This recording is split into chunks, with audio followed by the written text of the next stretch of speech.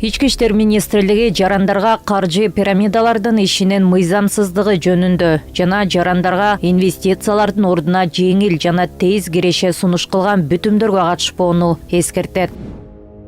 Өлкөбүздө жыл сайын бир нече 10 миңдеген жарандар каржы пирамидалардын курмандыгы болушат. Ар кандай каржы пирамидалар жарандардын чөнтөгүнөн алынган акча менен өнүгүп жатат. Алдамчылар кыймылсыз мүлк, облигациялар жана акцияларды сатып алууну сунушташат. Жогорку кирешелүү интернет долбоорлоруна, курулушка жана айыл чарбасына акча салууга убада беришет. Жогорку натыйжалуу өндүрүшкө инвестиция салууга үгүттөп келишет.